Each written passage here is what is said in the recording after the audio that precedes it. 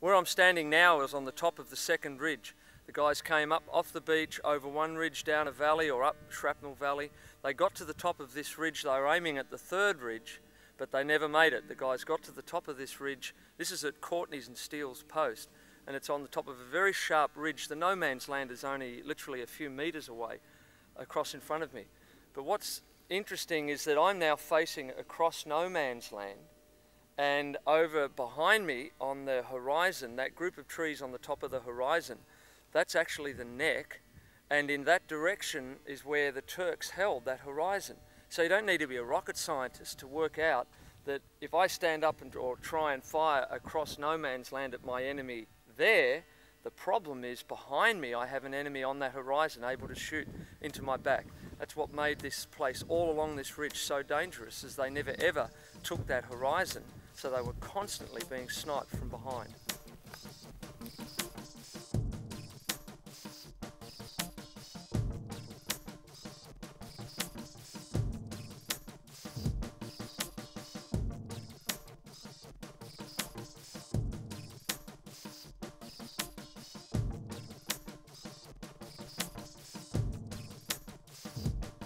This is the beginning of the high ground where the second and first ridge meet, and this was always held by the Turkish soldiers, although for a brief moment on the first day, even beyond me, some of our Australian guys went further up the ridge. Some of them actually got to see the Narrows where their objective, but they were forced back. This hill was taken a number of times in the day from side to side until the Australians were forced back off this hill, back past the Nek.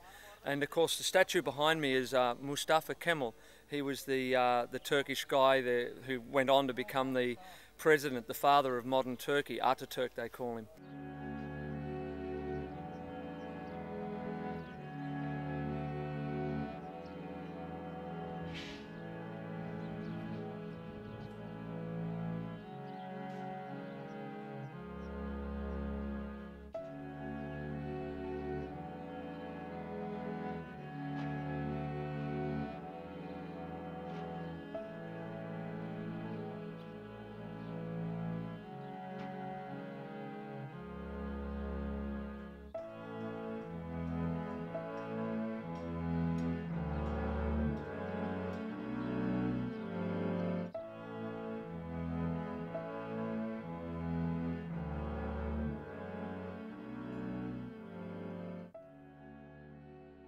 The area behind me is Lone Pine, seen from the direction that most of the guys approached it on the first day.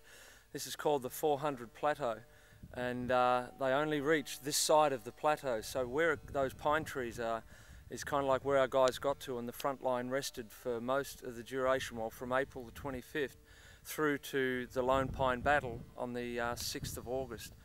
It's amazing how many lives were lost just crossing the area of the cemetery.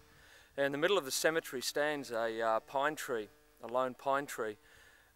We can't be mistaken that that actually is the pine tree of the days of the battles. The area where you see with all the pine trees on it, there were no trees there at all. It was quite flat with just 1 metre high bush, but there stood one lone pine tree that you would have actually seen from here looking towards the memorial. And that got decimated though in the battles.